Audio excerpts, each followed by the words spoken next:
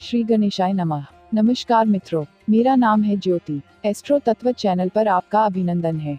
और अभी तक आपने चैनल को सब्सक्राइब ना करा हो तो कर ले, जिससे आपको अपडेट मिलते रहे। और हमारे चैनल के दूसरे वीडियोस भी देखिएगा जरूर। इसमें हमें नित नए वीडियो बनाने का प्रोत्साहन भी मिलता है।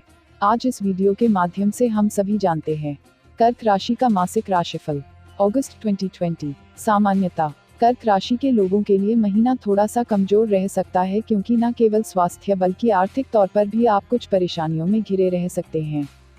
ग्रहों का योग आपकी राशि और राशि स्वामी को काफी हद तक पीड़ित कर रहा है, जिसके प्रति आपको सचेत और सावधान रहना चाहिए। संभव होने पर महामृत्युंजय मंत्र का जाप अवश्य करना चाहिए। इसके अतिरिक्त इस दौरान की गई यात्राएं अधिक फायदेमंद दिखाई नहीं देती। आशानुरूप आपको अधिक लाभ नहीं मिलेगा, बल्कि स्वास्थ्य परेशानियां बढ़ने की संभावना दिखाई देती है। यात्रा पर जाने से पूर्व भी पूरी और पक्की तैयारी करना आवश्यक है। परिवार में महिलाओं का सम्मान करें तथा किसी बात को लेकर आपका मन तनाव अथवा खिन्नता में रह सकता है। इसके लिए अपने निकटतम व्यक्तियों का सहयोग लें और उनके पास बैठकर आपको इस दुविधा और परेशानी से मुक्ति दिला सकें। आपके लिए महीना साधारण रहेगा। कार्यक्षेत्र जीवन में यदि आपके करियर की बात की जाए तो नवम भाव में बैठा मंगल और उस पर शनि की दृष्टि आपको कार्यक्षेत्र में कोई बदलाव अथवा नौकरी में स्थानांतरण की ओर इशारा करती है। यह बात आपके पक्ष में होगी और आप बहुत समय से यदि इस दिशा में प्रयास कर रहे हैं तो आपको सफलता मिल सकती है तथा मनचाही जगह पर ट्रांसफर होगा, जिससे आपकी मन की भी शांति भी बढ़ेगी और आपको आर्थिक तौर पर भी अच्छे लाभ होंगे। इसके अतिरिक्त महीने के उत्तरार्ध में जब मंगल का गोचर आपके दशम भाव में होगा, तब आपके लिए काफी उन्नतिपूर्ण समय रहेगा। आपकी पदोन्नति भी हो सकती है और आपकी जिम्मेदारी और पदभार में भी वृद्धि होगी। इस दौरान आपको मानसिक तनाव से दूर रहकर और स्वयं के प्रति अभिमान की भावनाओं को त्याग कर काम करना होगा, तभी बेहतर नतीजे मिलेंगे और लोग आपके पीछे रहेंगे। इसके बाद द्वितीय भाव में सूर्य का गोचर होने से सरकारी क्षेत्र से लाभ मिलने के योग बनेंगे। यदि आप कोई व्यापार करते हैं तो शनिदेव की कृपा से आप अपने काम को विस्तार या स्थायित्व देकर अपने बिजनेस को आगे बढ़ा पाएंगे। हालांकि आपको आर्थिक चुनौतियां तो मिलेंगी, लेकिन आप जीवन में आगे बढ़ेंगे। आर्थिक जीवन में आर्थिक तौर पर यह समय थोड़ा सा कम अनुकूल दिखाई दे रहा है, क्योंकि आपके खर्चे हद से ज्यादा होंगे और आपका उन पर कोई नियंत्रण नहीं होगा, जो कि आपकी आर्थिक स्थिति को काफी हद तक प्रभावित कर सकता है। हालांकि मंगल की नवम भाव में उपस्थिति कुछ हद तक आपकी मदद करेगी और आपको आर्थिक तौर पर मजबूती देगी। मंगल का महीने के उत्तरार्ध में दशम भाव में प्रवेश करना और सूर्य का दूसरे भाव में प्रवेश करना भी आर्थिक तौर पर आपको मजबूती देगा और आपको धन प्राप्ति के अवसर प्राप्त होंगे। हालांकि आपके खर्चे काफी बने रहेंगे। सर्वप्रथम आपकी यह परीक्षा होगी कि आप अपने खर्चों को कितनी हद तक नियंत्रण में रख पाते हैं, क्योंकि इसी से आपकी आर्थिक स्थिति को डावाडोल होने से बचाया जा सकता है। आर्थिक तौर पर यह महीना चुनौतीपूर्ण रह सकता है। यदि आप व्यापार करते हैं तो दशम भाव में मंगल की स्थिति और सप्तम भाव में शनि की स्थिति आपके व्यापार को गति देकर आपके मुनाफे को बढ़ा सकती है, इसलिए इस दिशा में आप अच्छा प्रयास जारी रखें।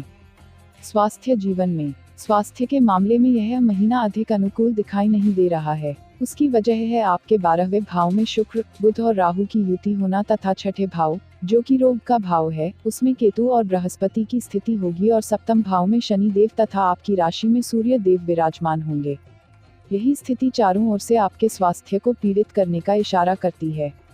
इसी वजह से आपको विशेष तौर पर अपने स्वास्थ्य का ध्यान रखना चाहिए, क्योंकि यदि आप ठीक से ध्यान नहीं देंगे तो अस्पताल जाना पड़ सकता है। स्वास्थ्य को फिट रखने के लिए निरंतर योगाभ्यास और शारीरिक एक्सरसाइज अवश्य करें। तरल पदार्थों का सेवन करें और कोई भी समस्या होने पर डॉक्टर से तुरंत संपर्क करें, क्योंकि ऐसी स्थिति में विलंब करना आपके लिए हानिकारक साबित हो सकता है। प्रेम व वैवाहिक जीवन में प्रेम संबंधित मामलों के लिए यह महीना काफी अनुकूल रहेगा और आपका जीवन प्रेम से भरा रहेगा।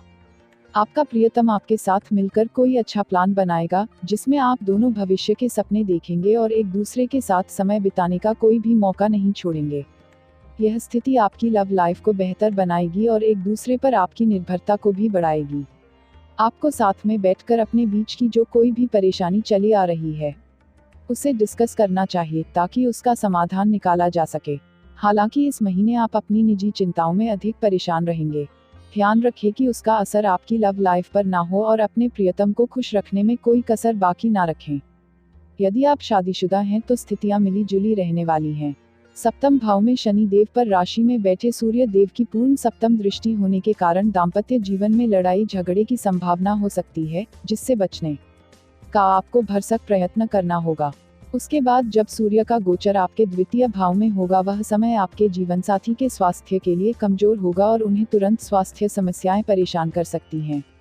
ऐसे में आपको दाम्पत्य सुखों को बनाए रखने के लिए जीवन साथी से मिलकर बातचीत भी करनी चाहिए और आपसे मुद्दों को सुलझाना चाहिए तथा उनके स्वास्थ्य का ध्यान रखना चाहिए और आवश्यक होने पर उन्हें चिकित्सीय सलाह अवश्य दिलवाएं। संतान की ओर से आपको चिंतित होने की आवश्यकता नहीं, क्योंकि आप अपना सर्वश्रेष्ठ प्रदर्शन करने में सफल रहेंगे। पारिवारिक जीवन की बात करें तो वह इस महीने काफी बेहतर रहेगा और आप अपने परिवार की ओर से काफी निश्चिंत रहेंगे तथा घर आकर आपको सुकून की सांस मिलेगी, क्योंकि परिवार के लोगों का व्यवहार काफी अनुकूल होगा और सभी मिलजुल कर एक दूसरे की सराहना और मान सम्मान भी करेंगे। आपको भी परिवार के लोगों के साथ तालमेल बिठाने का पूरा प्रयास करना चाहिए, क्योंकि इस समय में सभी यही चाहते हैं।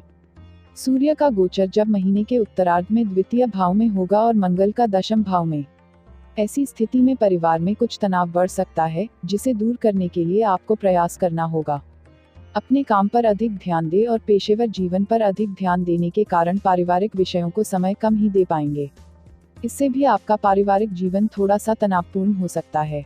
विशेषकर महीने के उत्तरार्ध में मंगल देव की दृष्टि पूरे समय आपके चतुर्थ भाव पर होगी, लेकिन बृहस्पति की दृष्टि छठे भाव से आपके द्वितीय भाव पर होने के कारण प्रॉपर्टी संबंधित कोई विवाद घर में उत्पन्न हो सकता है। इस बात के प्रति सावधान रहें। उपाय क्या करें? इस महीने आपको उपाय के तौर पर विशेष रूप से शनि देव की आराधना करनी चाहिए और उनसे संबंधित दान करना चाहिए, जिसमें शनिवार के दिन लोहे अथवा मिट्टी के बर्तन में सरसों के तेल में अपनी शक्ल देखकर उसे दान करना चाहिए। इसके अतिरिक्त आपको किसी निर्जन स्थान में पेड़ के नीचे एक सूखे नारियल में आटे का कसार और चीनी मिलाकर उस गोले में भरकर दबा देना चाहिए, ताकि चींटियां उसका भक्षण कर सकें।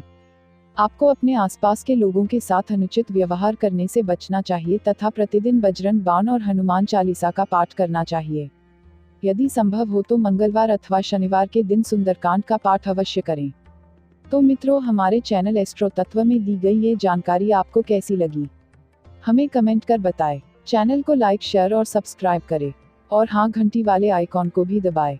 और चलते चलते खुश रहें, मस्त रहें, आबाद रहें, स्वस्थ रहें। धन्यवाद मित्रों।